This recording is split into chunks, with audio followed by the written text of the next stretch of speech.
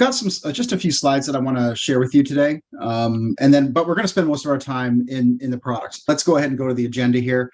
So just a few topics: progression of finance, what current planning challenges we see out there, why and how do those create the need for a new approach to planning, and then how we align strategic, financial, and operational planning. And how does Anaplan work better together within the existing stack, if you will? As you're probably aware, as finance people, complexity and breadth has increased over time. So if you think about kind of from left to right progression, it's kind of started off as like a scorekeeper, but now you can see like on the far right, there's much more expected of finance in terms of not only controllership, financial operations, but also reporting and business planning, and also now analytics. So the complexity and the burden on finance has increased tremendously. What are some of the challenges that we see out there and what customers are telling us? Well, first of all, they lack visibility. There's limited ability to create what-if scenarios, which again are needed more than ever. One only look at the last couple of years to see kind of how much modeling and what-if capabilities would be needed, were needed in that time. As well as there's just been a proliferation of data sources. So just, data rich, but also information poor. There's also a disconnect between strategic objectives and long-range planning, as well as very time-consuming manual efforts required to get plans and forecasts out the door. So this is some of the challenges that we're seeing out there in the market. Those challenges are really exacerbated by essentially an old approach to planning, which is, significant time and labor, difficult to orchestrate, lack of continuity between functions.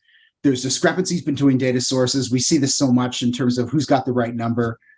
There's a siloed approach typically to planning. There's limited capabilities to make adjustments, creates an isolated decision-making environment where there's lack of visibility into kind of what others are doing, lack of collaboration, and really a lack of connectivity. What Anaplan provides is really a new approach, and really what's needed is a new approach to overcome those challenges, as well as the traps of legacy technologies. Where the new approach is really all about unified dynamic modeling, which is a flexible, collaborative, and scalable approach. There's also traceability and linkages to all other functions and planning across the organization. There's also the much coveted single source of the truth in terms of the planning truth.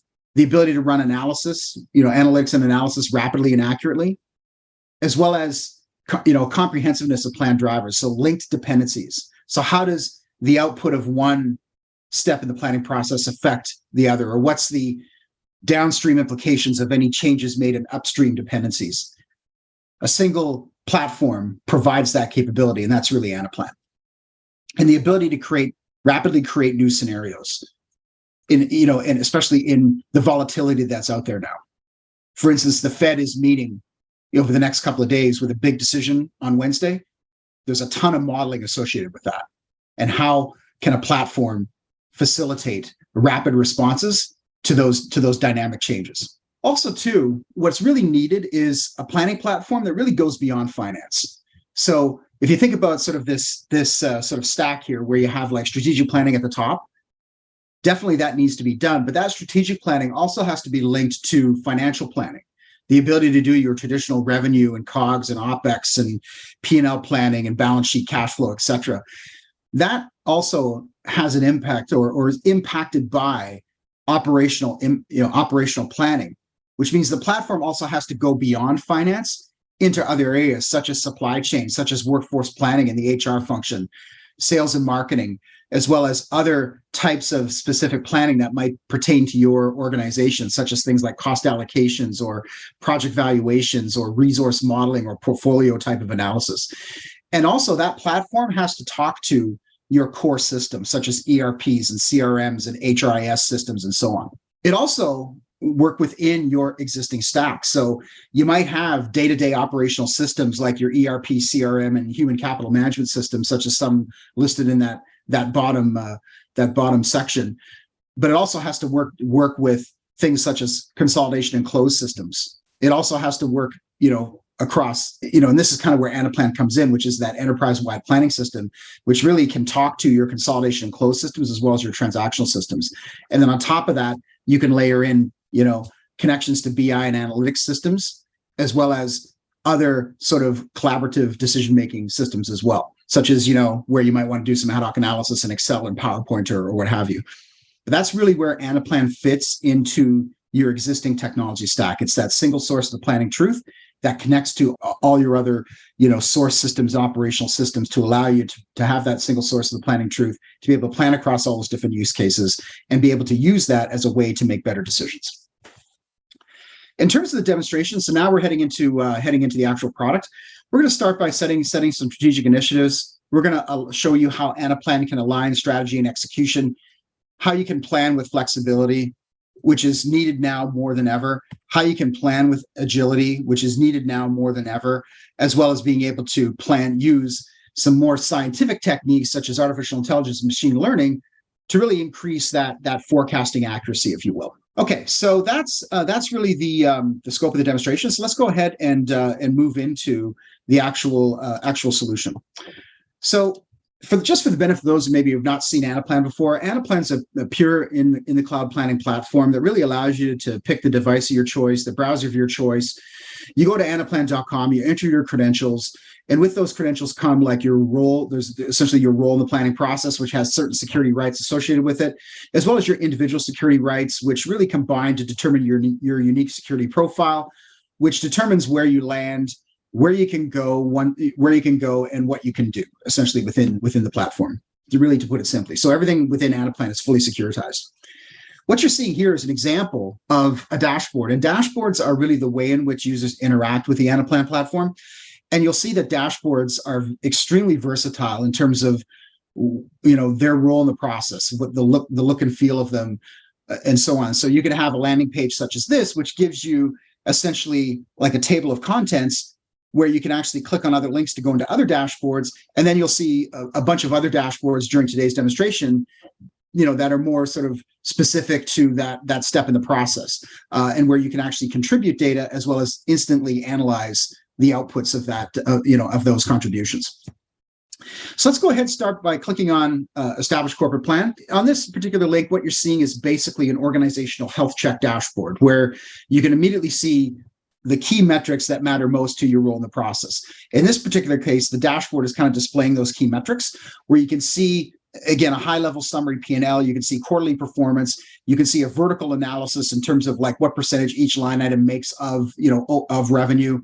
You can also see key performance indicators and metrics that matter to your organization, as well as some KPI cards that allow you to look at a trend, like trends in net income, trends in operating cash flow, as well as some sample product lines to show you kind of how they're performing over time. You can look at the gap between your top-down revenue target and your bottom-up forecast as well. And then down below, just a trend line, a trend graph in terms of free cash flow activity, which again is critical. One of the things that Anaplan provides is multidimensional capability. So the ability to and also hierarchical, the ability to kind of look at things hierarchically. You'll notice at the top is we've got, a very simple organizational hierarchy where right now we're looking at North America, but we could easily pivot to, let's say, EMEA. And as we do that, you can see that everything on the dashboard just repoints to this new point of view. And you can also, drill up or drill down through the organizational hierarchy. So in this case, if we go to the top of the house, you can immediately see we now have a new point of view, and you can see that everything's just dynamically repointed to that personalized point of view. You also have the ability to slice in and have different versions. So Anaplan supports an unlimited number of versions for your scenario analysis. So you can look at actuals, but you can also look at different iterations of the forecast. So for instance, here we're in March 22, but if I wanted to go back to December 21, I could easily do that. Or I could go back to November, and you can see that my numbers are just dynamically updating as a result of that change in context. So you have full multidimensional capability, as well as the ability to group those dimensions into hierarchies and be able to drill up and down through those hierarchies to kind of look at aggregate points of view or disaggregated points of view. And Anaplan just dynamically, updates for that particular context. Okay, and again, Anaplan supports an unlimited number of dimensions as well to represent your organization. So now if we think about kind of where we go from here, what do we want to do next? Well, what we really want to do is think about kind of where we want to go. And that's where strategic initiatives come in. So on this particular dashboard, and again, this is very different than some of the other dashboards you've seen. And again, that just speaks to the versatility of Anaplan in terms of its ability to kind of visually represent information. So in this case here, what we have is a slightly more detailed P&L. We've got prior year performance measures, as well as what our current base case is, and also our final base case with the impact of initiatives, which right now there is no impact. We also have looking at different initiatives going across on this other grid. And as we scroll down below, you can see that we actually have several strategic initiatives that we have. So in this case here, we can look at things like supply chain synergies. And as we select those supply chain synergies, we can see down below the financial impact of that initiative. If we look at grow revenue, which is kind of where I'm going to focus on for this demonstration, is we want to grow revenue by 12%, but we also think there's going to be, obviously increased revenue is going to require increased cost. So we have, and again, what you're able to do directly within this, within these grids is select your P&L impact. And what you're seeing here is a list of things that you can pick from. So again, Anaplan provides a very engaging and intuitive user experience that really allows users to, start working with the platform right away. And you can see when we click into the cell, we have a list of things we can pick from. And you can also have guardrails as well, so that when you have contributors, they can actually be constrained to kind of pick from a list of valid things that they can plan to. We'll go ahead and select revenue here as well. And basically, what we got is, the ability to kind of have like those different, you can define those different impacts. And you can also define sort of what the quantitative impact of those. We want revenue to grow by 12%, but we also think that's going to have a corresponding increase in COGS. You also can get a little bit of background about the initiative as well. So I've done a lot of work with organizations around strategic planning, and like 99.9% of the time, these things are all in Excel because you have diverse data, right? So in this case, you have not only the strategic initiative, and you have the goals of those initiatives, but you also have the business case, which is what is it we're trying to do? What are the objectives? What do we do next? How do we track it? How do we know whether it's good or not? And who's responsible for the decision? And so on. So you can kind of track both the quantitative and the qualitative aspects of your strategic initiatives, all directly within Anaplan. You also have the ability, if you wanted to create new initiatives on the fly, simply by clicking on a button on a dashboard and entering the description of your initiative. And so, users who have the appropriate security rights can actually create new initiatives. And then for each initiative, also create corresponding goals directly on the dashboard. So it's really empowering. Anaplan really empowers the users to be able to kind of perform their job functions without really relying on others, which potentially could serve to be a bottleneck when you think about other products that are out there that are more like technically require more sort of technical expertise and so on. More on that a little bit later. But essentially here, we're going to go ahead and activate this initiative. So as we do that, you'll see that Anaplan has automatically calculated the impact of that initiative, and it's put it into its own discrete category, which is very important for tracking purposes, right? Because now the next step of defining these initiatives is then tracking your actuals against those initiatives. That's really the key thing, which is seeing how those initiatives, planning what you think those initiatives, how they're going to perform, and then actually start tracking how they actually are performing, and then determine what you're going to stop, start, or continue based on those initiative impacts. And then also you can see here that Anaplan is automatically baked in the impact of that initiative, and that's led to basically a $9 million or close to $10 million impact to the bottom line.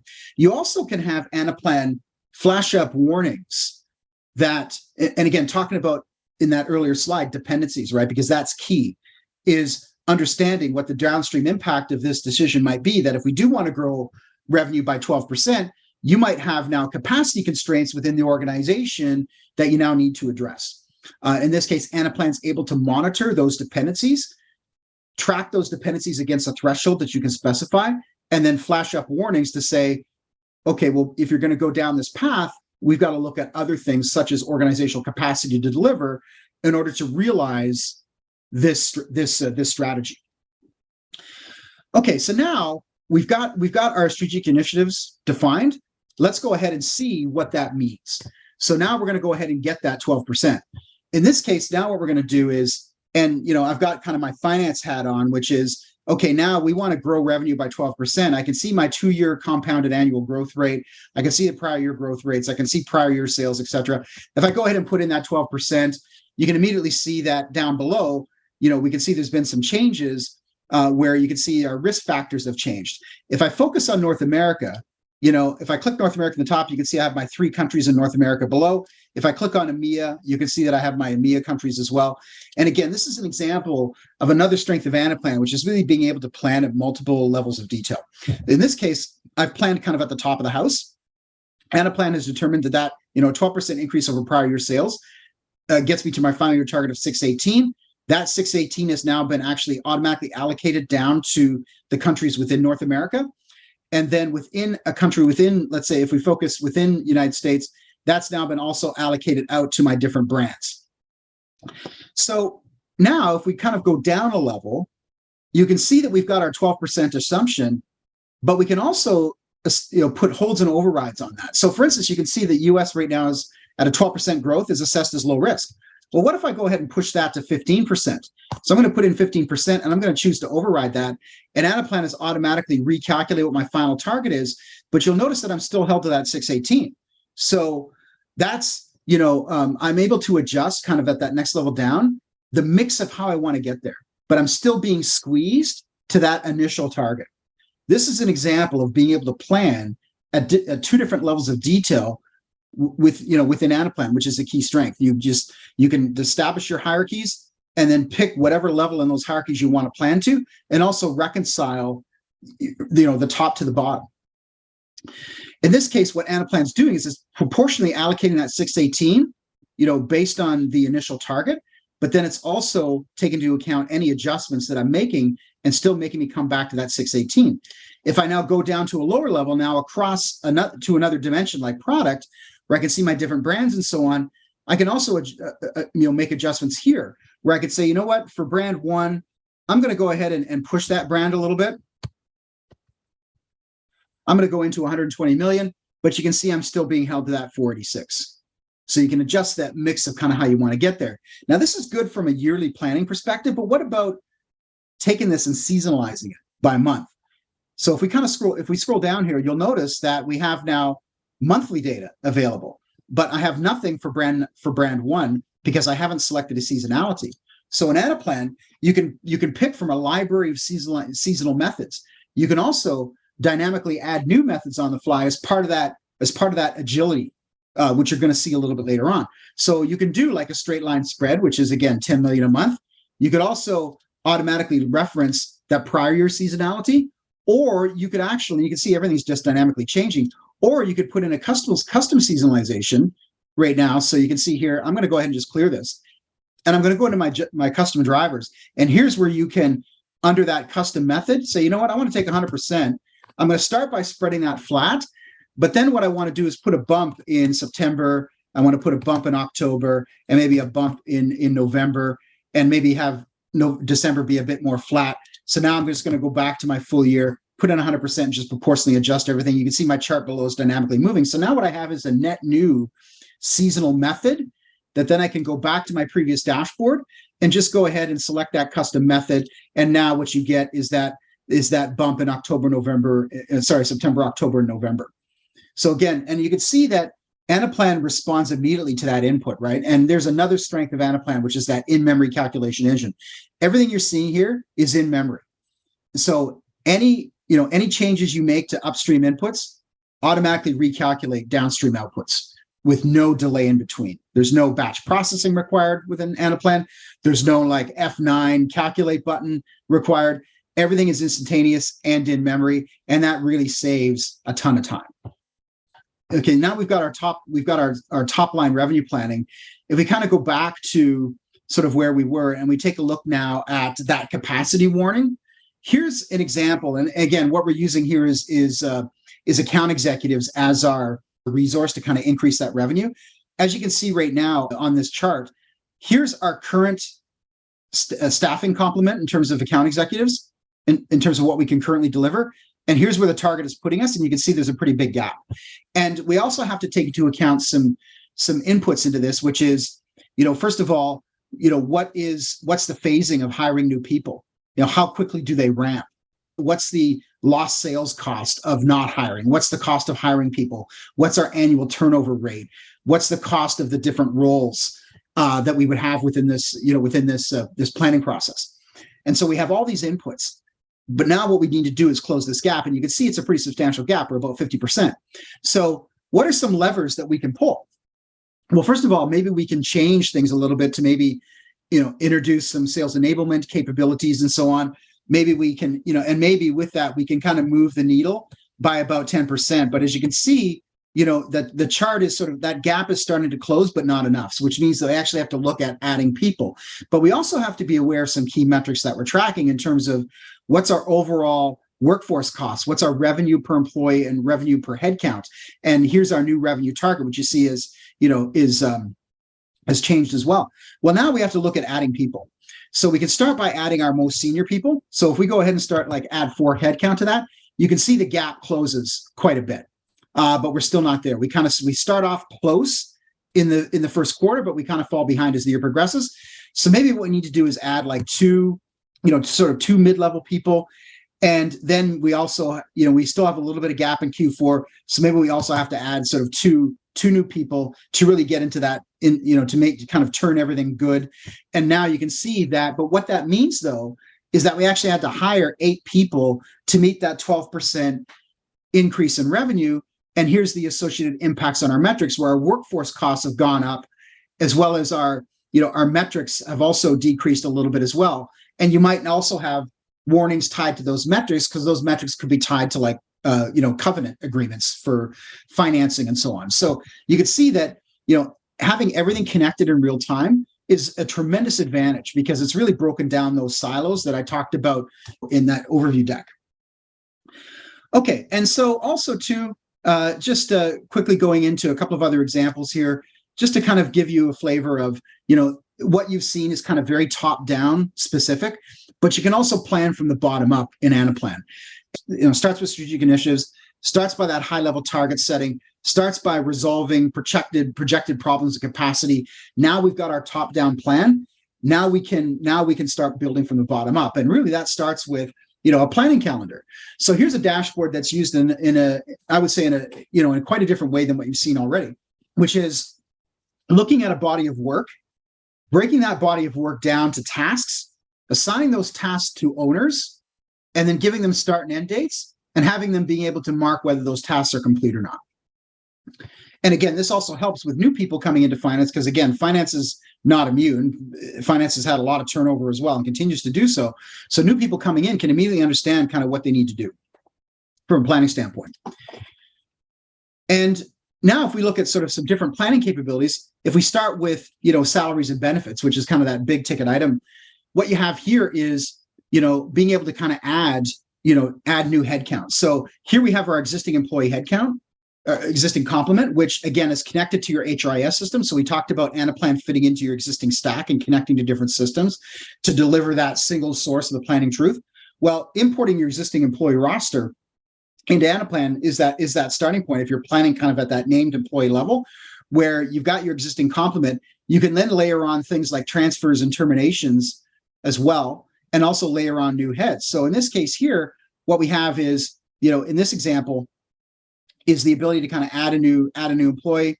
I can add them to the direct sales. So again, this is like adding, we needed to add 8 more people. This is sort of one of those 8. And again, you could add all 8 at the one time. You could plan, at the FTE level if you wanted to, or you can plan kind of at the individual level, which is what this one is doing here.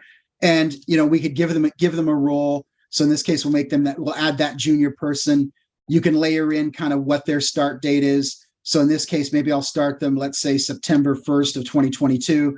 And based on that, you'll notice that Anaplan has automatically started populating their salary and all their fringe costs based on their start date and based on their role as well. And you can also put in things like salary overrides as well. So if we wanted to we had to put in 100,000, we can make that override, but you'll notice that that's no longer approved. So you can have a salary grid table that kind of outlines your min, max, and midpoint for a given role. And if you go outside of that as the hiring manager, because you have to, you can then have a workflow approval process around that where you can actually, an approver would have to go in and accept that override. So you can make those adjustments and so on. But you can see that Anaplan's automatically calculated, the salary impact. And you'll notice that when I select the start date, I have a pop-up calendar. So what happens if we start this person like midway through September? If we take a look at that salary calculation in September, you can see that Anaplan's automatically recalculated based on the number of days that person is actually working. So Anaplan is very like day, month, year aware, and can really help you refine your plan by allowing you to layer in that specific day, month, year combination, to do your planning. Okay, so that's just a quick example of some bottom up. Another example I just want to quickly share with you as well is if we go into G&A, here's an example where you can just layer on like year-over-year adjustments. So we have our prior year actuals. I can go ahead and put in like let's say a 5% increase. And you can see the current year budget has automatically updated for that. You'll notice here that if I start sort of changing these growth rates, right, and you can see the Anaplan is just dynamically recalculating, again, part of that in-memory calculation engine. But what I'm also doing is building a history for this particular cell. So you can right-click on this cell, you can show history, you can pick whatever time horizon you want, and you can immediately see the date and time of the change, the user who made the change, the previous value and the new value, and where that change was made. So and this occurs for every single cell on the platform. So every cell has a unique story, unique history, unique lineage. You can expose that just by drilling on that, showing the audit log for that particular cell. And the other thing too is auditors love Anaplan because you have this detailed audit tracking and history. So every interaction within the platform, whether it's creating a new hierarchy, whether it's doing a reorg, whether it's adding new users, whether it's changing data, whether it's changing security, whether it's changing calculations, are all trapped in a very comprehensive audit trail that can be reviewed. Okay, so and also too, what you've got is, you can see that this sort of color here is a little bit different than this one here, and that's because this is an input versus this is a calculation. So, wouldn't it be great if you could actually understand how things are being calculated? Well, Anaplan provides this self-service capability called drill down that allows you to actually drill into the business rules. So in this case here, you'll notice that we actually have a bit of a condition here. So similar to Excel, where you have like an if function, Anaplan has an if function as well, where it says, you know what, if they use the detailed forecast checkbox is checked, go use that detailed forecast. Otherwise, take your prior year actuals and apply 1 plus the year-over-year growth rate to determine what that number is. And what Anaplan provides is not only the easy to understand calculations, because you're not using cell references or using very complex scripting like other tools would use. You got the names that you choose to give things. Then when you drill in, you get the formula. Then you also get the inputs to the calculation.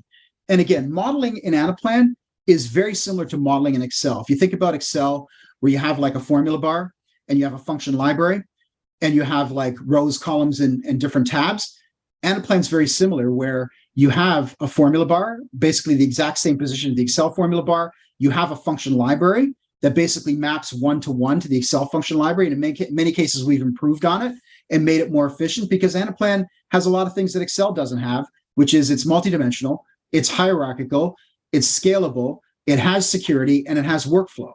So, and it's also, instead of using cell references, you give names to what we call line items, and those names become the basis of your calculations. So, and again, like instead of having to do things like VLOOKUP and HLOOKUP, Anaplan is much more efficient because we just use a lookup function, because Anaplan just inherently understands, its hierarchies and kind of where it's at. Also too, Anaplan understands the linearity of time. So it understands that May comes after April and May comes before June, and understands also that 2021 comes before 2022 and 2022 comes after 2021. So if you think about that, it becomes very easy to create calculations within Anaplan, taking advantage of its multidimensionality, its hierarchies, and also its understanding of native time. Okay, so that's just quickly showing you that. And so let's go ahead and something else I want to show you is, we've defined those revenue targets, but what does sales do with that information? Well, let's talk about what sales would actually do with that information.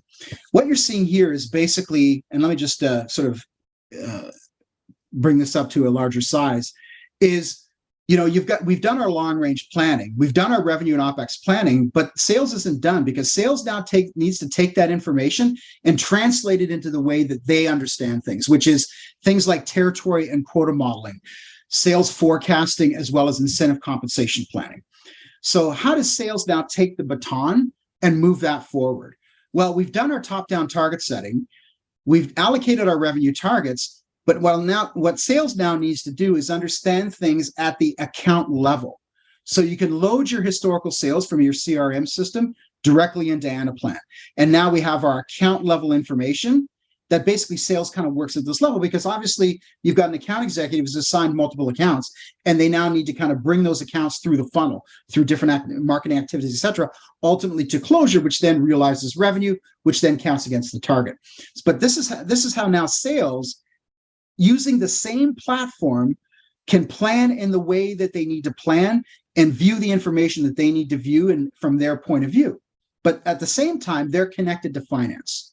Here's some accounts that we can bring in. And again, if you think about those data sources, the GL would be one, your HRIS would be another, your CRM could be yet another. So we can load the historical sales from your CRM directly into Anaplan, and then take that moving forward, where now we can take a look at aligning our sales targets to the finance targets. So let's go ahead and bring those finance and sales targets in.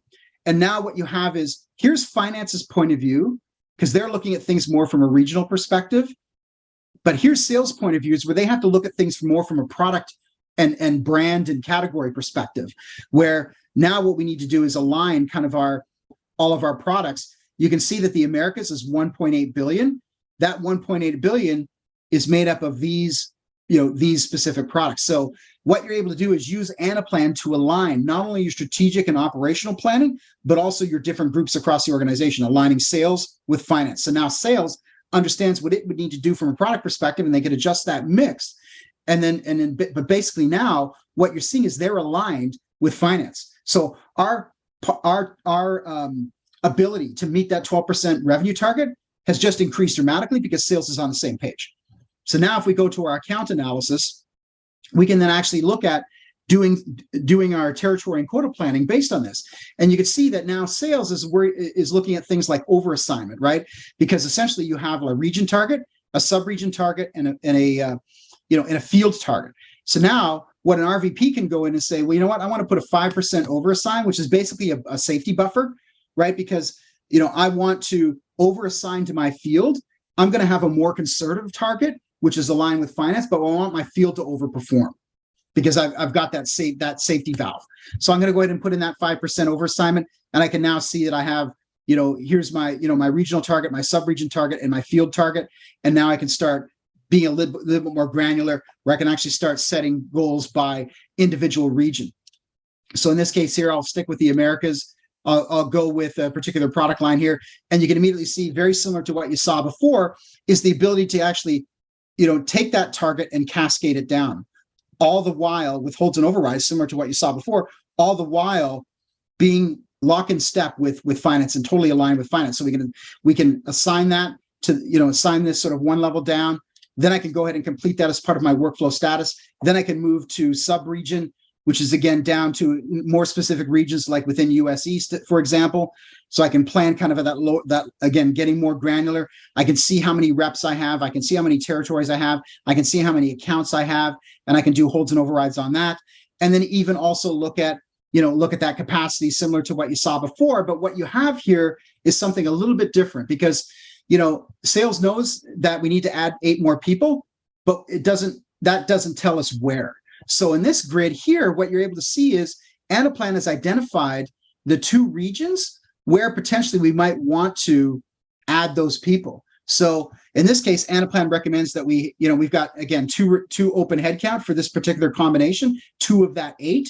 So I'm going to put 1 in the enterprise market, and I'm going to put another one in like my key, sort of my key market, if you will. So that's my, there's my 2 headcount. I can see immediately what the cost of that is, and I can go ahead and release that headcount. And now when we start looking at our capacity, we'll be able to kind of assign those individual heads to specific regions and even specific accounts. But you can also see, like, here's our current head count, here's our total capacity, some key metrics as well that we're looking at. And now we can go down to our sub-region capacity analysis and understand sort of how we want to potentially fill that gap. Again, that other example was more sort of finance and HR focused, but sales is also potentially might want to, can have some input into, well, you saw before, like that uniform ramping, right? 20% quarter one, 20% quarter two, et cetera, even ramping. But what happens if we wanted to actually go ahead and, change those ramping assumptions, because we still have a bit of a gap. And so you can see here's our two headcount that have now been added. We could actually say, you know what, we're going to change their ramp profile because maybe they're seasoned people. So let's go ahead and make them, put them under the fast ramping profile. And, how would that change our, how does that change our gap? So, you can actually change those individual assumptions, and also potentially, we've got them starting at the beginning of the year, but what if we had to defer them, for a couple of months due to financial constraints or whatever? We can change that, and that you can see that everything's just dynamically recalculating in Anaplan. So again, you can see sales is kind of taking a slightly different approach to how they deal with their capacity issues, but you can actually change those ramping profiles. Okay, so just to and now sales also has to think about incentive compensation, because right now they do have a gap to the target, and you can immediately see here's sort of their current comp plan, where you have like a few top performers overachieving, but you have a lot of people that are really underachieving. So really what we want to do is change our comp plan to kind of get more people under that curve. And so what you're able to do is, from a what if perspective, start playing with some of these numbers. So for instance here, what if we put in a 2x accelerator? How does that change things? And what if we put in, for tier 2, maybe we put in a 3x accelerator? How does that work? So you're able to kind of change your comp plan, play with that what if analysis. Maybe I'll put a 4x accelerator here to kind of get more people under that curve. And you'll notice that by doing that, your commission payouts, potentially will increase, but you're also compensating by actually bringing in more revenue to the business. So being able to kind of model that incentive compensation, that sales forecast, kind of at the account level, is what sales can do within this connected planning platform. Okay, so just wanted to kind of show you how that collaboration can work within Anaplan. Okay, so now let's talk a little bit about planning with flexibility. So how do you plan with flexibility in Anaplan? So what we're going to do now is we're just going to do a little bit of sensitivity analysis on the P&L. And again, let me pick, I'm going to pick the Northeast region here. In this example, what we've got are some key drivers. We've got our number of units that we're selling. We've got our current year pricing book. We've also got the ability to institute a hiring freeze. And we also have our workforce planning assumptions around, like, healthcare premiums, FICA, food, et cetera. We also have a high level P&L. We've got our earnings per share, which right now, from a what if perspective, we're missing. And we've also got some balance sheet drivers for like DSO, DPO, inventory turns, et cetera. So let's start off by, looking at potentially a huge spike in healthcare premiums. I mean, COVID, obviously, you're probably going to be impacted by that.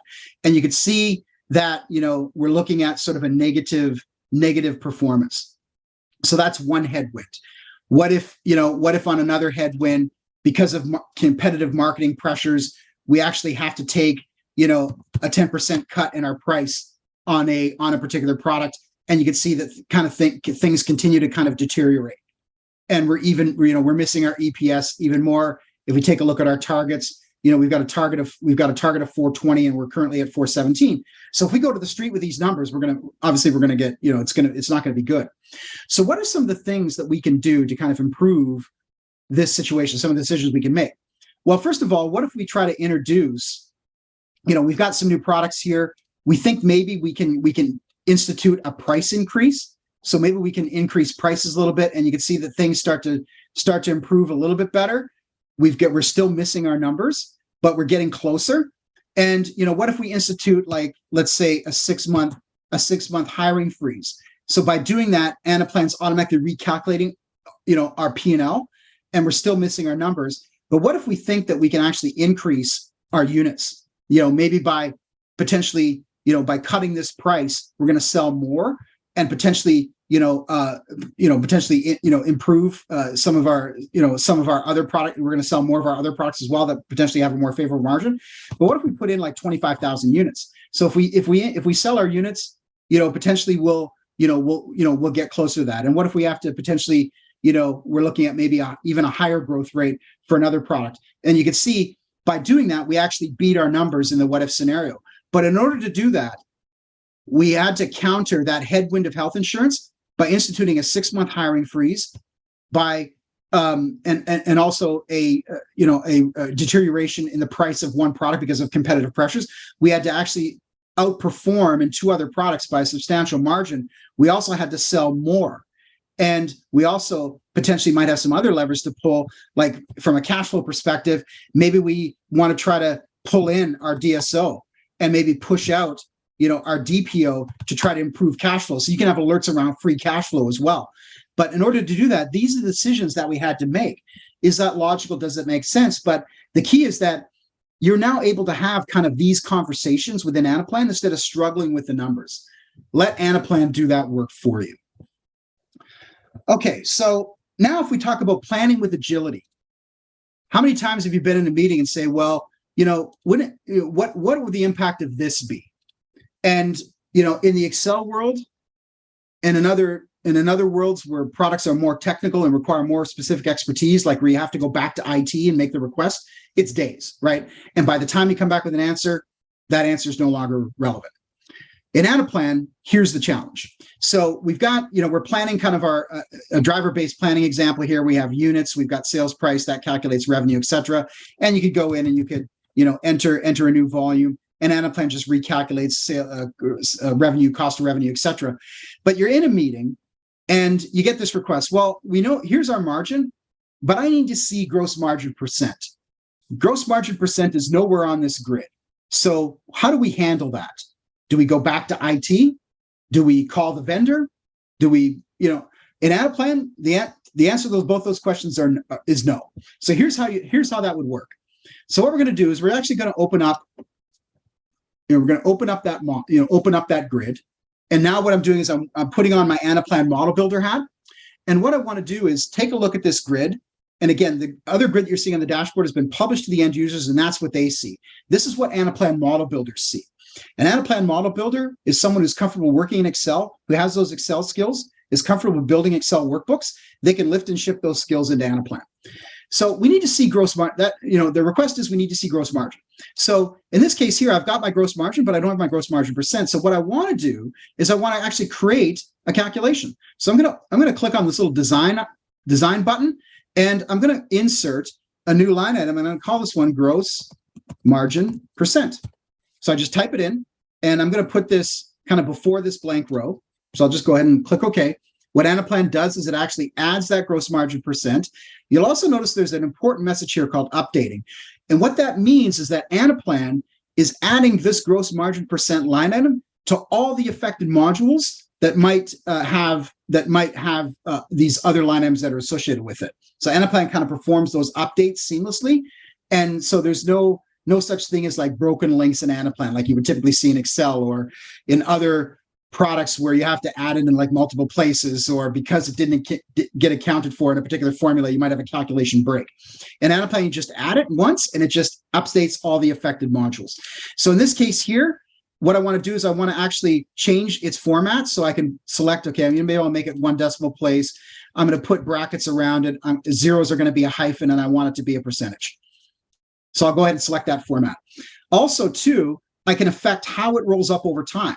So in this case here, instead of making it a sum, I want to make it an average. But notice that you have like all kinds of capabilities here where you can actually use like ratios and minimum and maximums and opening and closing balances to kind of model like those balance sheet accounts or whatever.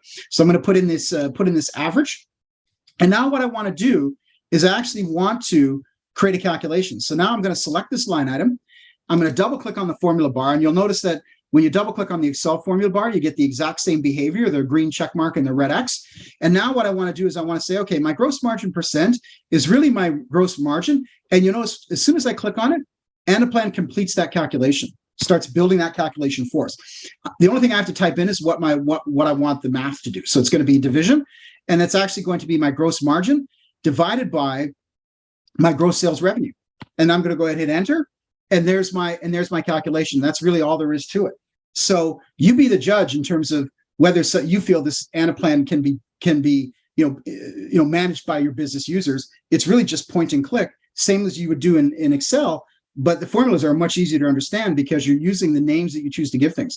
Now, if I go back to my dashboard and I go ahead and refresh, what you'll see is that gross margin percent just dynamically shows up. So you could be in a meeting, you get that request, and within a minute, you could resolve that request directly in the meeting instead of saying that traditional phrase of, well, it's going to take me some time, I'll get back to you in a couple of days. In Anaplan, you can respond immediately to any changes or what if requests in real time, using the same skills that you would have working in Excel. Okay, so that's how you plan with agility. So last on our agenda list, and I know I've got about 10 minutes left. I want to leave a little bit of time for questions. How do you introduce more science into the process? So let's talk a little bit about AI and ML. So what we're going to do now is we're going to switch gears a little bit, and I'm going to take you back into target setting, but this is a little bit different example of target setting. You recall we entered these growth rates and we cascaded the numbers down. That's fine. You'll notice on this particular target setting dashboard that you would be using traditional rates, like, so for instance, traditional approaches, right? In this case, what we used previously was the input growth rate. I put in that 12% and it just started cascading down, right? That's fine. But how do I know that 12% makes sense, right? I might have access to the prior year growth, which is 24%. So maybe I think I'm being conservative. But what about bringing in other data sources that could help better inform my target setting? So that's where Anaplan's Plan IQ capability comes in. And what is Plan IQ? Plan IQ is really a native integration with Amazon Forecast, as well as Google Vertex AI. So, and really what that gives you access to are some specific algorithms that can be used in combination with external data to generate a forecast on an automated basis, and then use forecasting accuracy as different metrics to assess those algorithms and determine best fit. So let's step through this. So we can arbitrarily input our targets, but I think we can probably do a little bit better. So let's go ahead and take a look at some different global variables that we could consider in this exercise. We have things like CPI, Consumer Price Index. We've got interest rates. We've got other sort of metrics, and you can see here that we got average discount rates over time, how many customers we have, how many distinct SKUs we sold, how many new customers we have. We have CPIs. We've got other CPIs by country. We've got unemployment rates. We've got GDP rates. We've got exchange rates and other drivers in here. So in this case, what you can do is pull in whatever external data you want into Anaplan, and you can connect to those macroeconomic sites using APIs to kind of bring that data in if you want to. So you can bring in those global variables.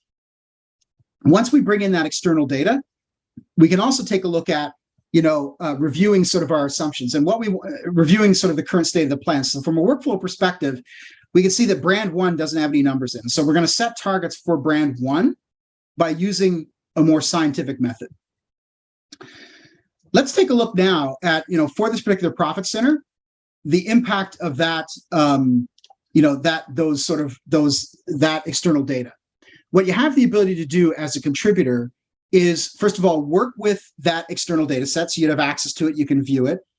You can also assess the collinearity of those different metrics as well, because one of the challenges is, selecting selecting external data that's actually related to each other. So Anaplan can filter out what's called collinearity, and to exclude anything that might be used to predict one of those other drivers, which can then potentially be a bit of a challenge. But you can have this sort of heat map that tells you kind of what's related to each other, and that can affect your decisions of what variables you want to use in your forecast, and also whether you want to lag some specific periods to do that, right? So you've got access to that external. You also have rankings of its importance. So you can see here that there's some metrics that are kind of ranked sort of as more significant than others. So that can affect your decision of what variables you want to include.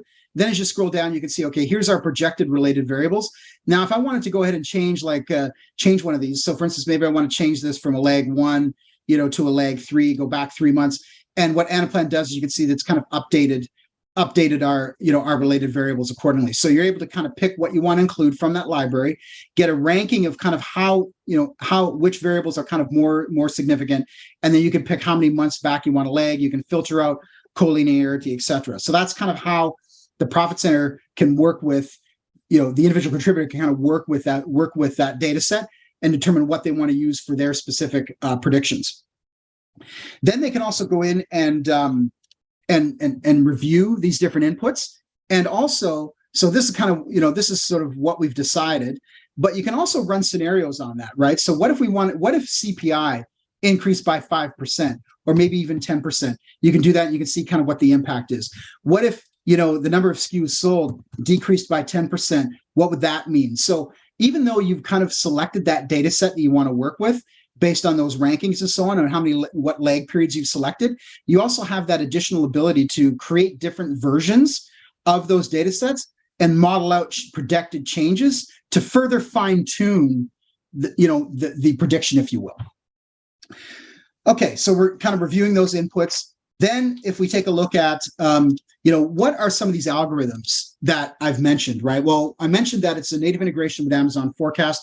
Anaplan also integrates with Google Vertex AI. But here's some of those algorithms you can get. And again, these are commonly accepted. So if you search ETS on Google, you'll get the standard definition. So here we have a definition of the different algorithms. So these are kind of the ones that are being used as well. So, just to kind of show you kind of, the algorithms that are being used here, again, all standard acceptance, all sort of out there, if you will, or standard algorithms that are out, that are well known. And then what we would do is go ahead and actually run that external data set through PlanIQ. And what's involved in actually doing that? Well, and again, I know I've got a few minutes left.